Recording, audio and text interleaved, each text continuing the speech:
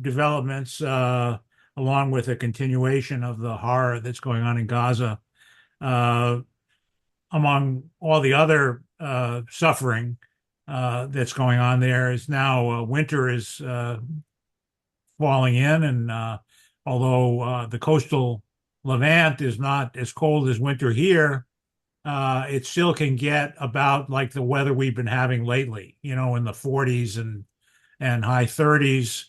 And if you imagine millions of people at best living in tents, sometimes without any shelter at all and no heat, it's pretty horrific on top of all the other horrors that have been going on. And of course, it rains a lot in the winter. It doesn't snow, but it rains a lot and it's cold. And living in tents, crowded, it just, increases the horror. Those of us who are here, we've understood for a long time that this Israeli attack on Gaza constitutes genocide.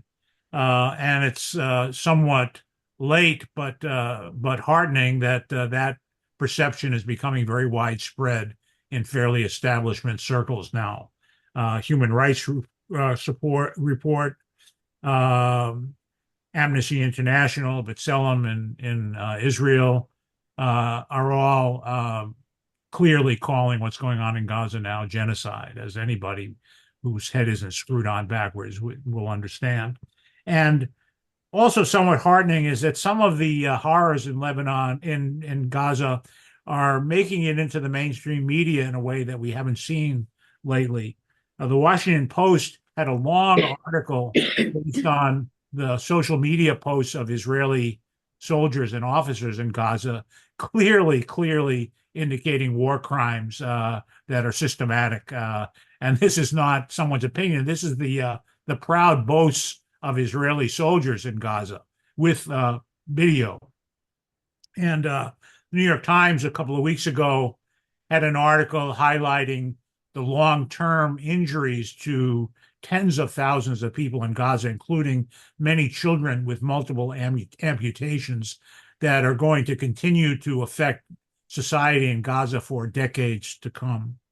And finally, the Washington Post had a pretty hard-hitting column by Senator Van Hollen of Maryland with the title, "History Will Harshly Judge Joe Biden's in Gaza, his policy in Gaza." So little by little, the impact of what's going on is sort of seeping out into the public at large beyond the activists. And I guess the most heartening headline I've seen in a while was in the Israeli English language Times of Israel, which said that the Israeli government is warning Israeli soldiers to avoid traveling abroad because they may be subject to arrest for war crimes that they have provided the evidence for on their own. So, that's all well and good. And again, this is a struggle over understanding and meaning of what's happening. And, that meaning is seeping out into wider and wider into the U.S. public. Of course, there was this so-called ceasefire in Lebanon that was reached last week, and certainly ceasefire needs to be in scare quotes. And by the way, an indication of the sort of failure of our media is that I tried very hard to find the text of this ceasefire agreement in the New York Times, the Washington Post, and could not find it. The only place you could find it was in the Middle East Eye, which is a sort of pro-Arab, pro-liberation website, and in the Times of Israel, but not in the New York Times or the Washington Post. And effectively, this ceasefire, it seems to me that Israel has failed in its ground invasion of Lebanon and is happy to sort of call a halt to that. They've lost a lot of casualties there. But this ceasefire agreement apparently gives them the right to continue the air war against Lebanon at their own discretion, so long as they call anything they do in or bomb in Lebanon defensive in nature. And the judge of whether or not this is accurate is the U.S. and France, not the United Nations, according to this agreement. So, Hezbollah, which was, having a lot of success defensively on the battlefield, basically went along with this ceasefire agreement in order at least to possibly halt the larger scale Israeli bombing in Beirut and the other urban centers in Lebanon, while Israel clearly intends to keep the war going in the air, where they have unchallenged superiority. I mean, Hezbollah and certainly the Lebanese army has very little in the way of air defenses. So whether it will even hold up nominally is not so clear. And of course, the mainstream media coverage of it is very slanted. But if you look closely, you can see that France and the U.S. have acknowledged that Israel has repeatedly violated even its own terms of the ceasefire, but will pay no consequence, basically. And when Hezbollah, as a sort of, kind of gesture of warning, fired a couple of mortar rounds into Israeli-occupied Golan, that was reported as a big deal, as a violation of the ceasefire, whereas Israel had been bombing Lebanon nonstop since the ceasefire has come into acceptance.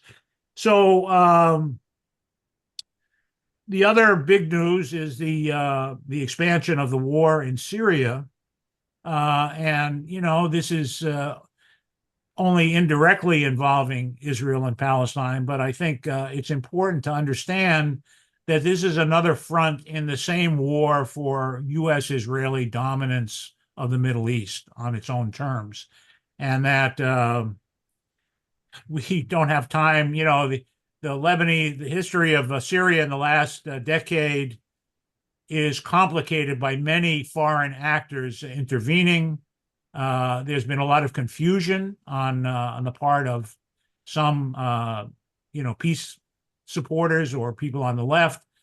But the fundamental issue is that Syria, of course, is not a democracy and has a dictatorial government led by the Ba'ath Party, headed by the Assad family.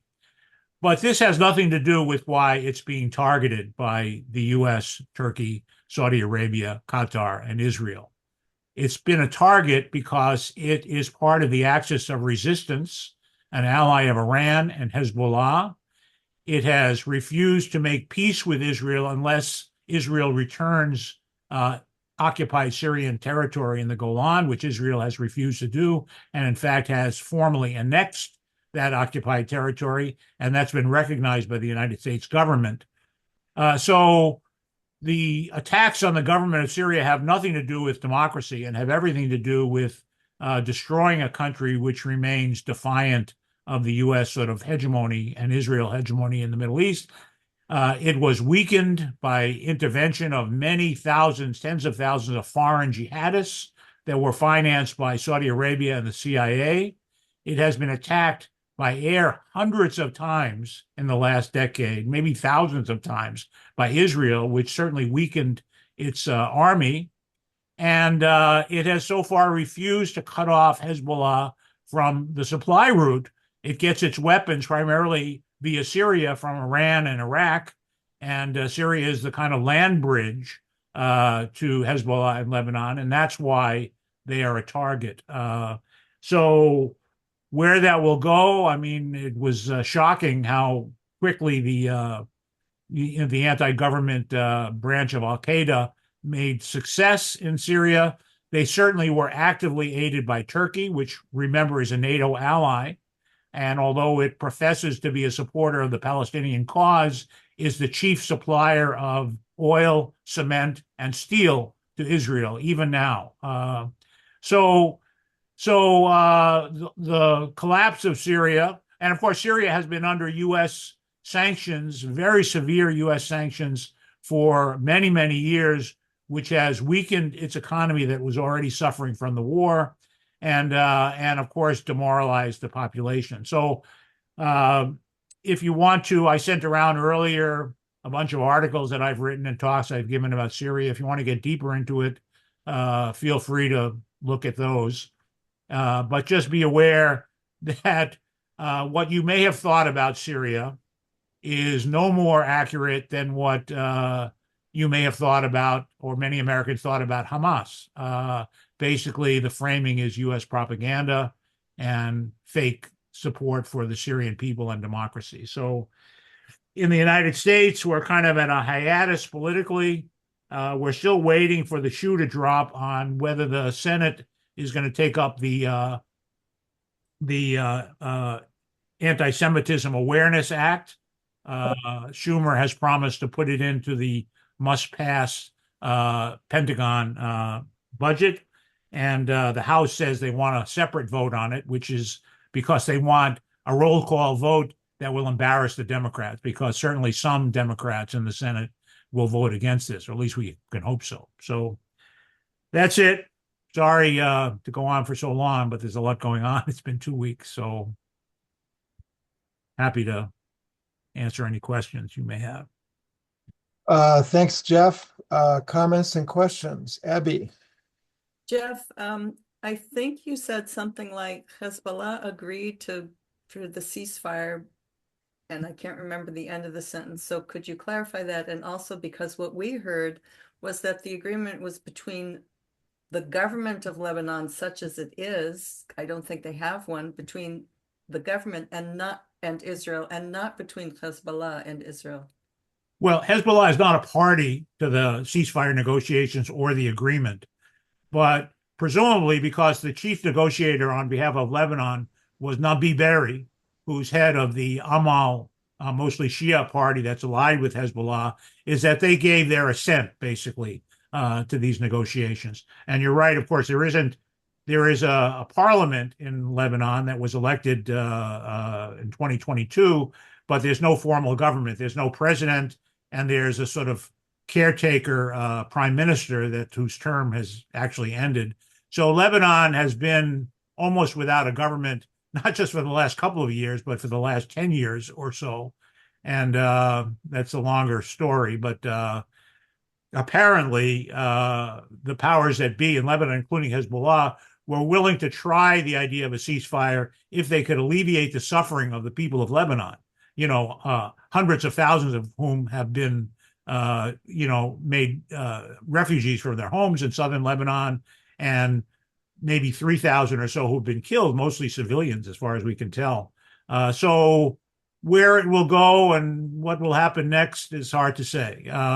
Israel, in theory, is supposed to, within 60 days, evacuate the little bit of territory they've invaded in southern Lebanon.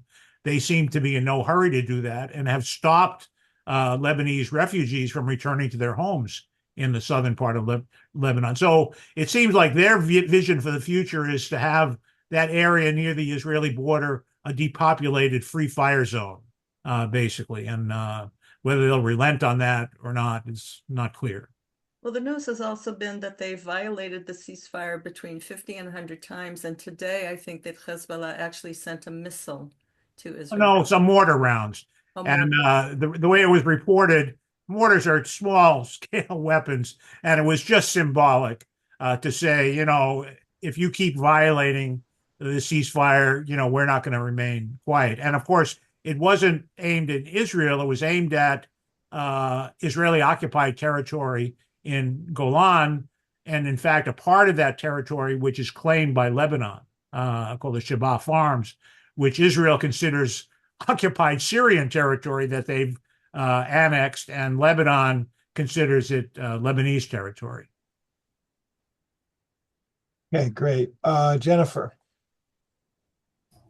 Thank you. I would just add, in terms of Gaza, that we're entering the 9th week of a literal extermination campaign in North Gaza, and I think it's really crucial that be kept foremost in our minds. The genocide has been going on for over a year now, but the situation in North Gaza is a whole level beyond, given the blockade and the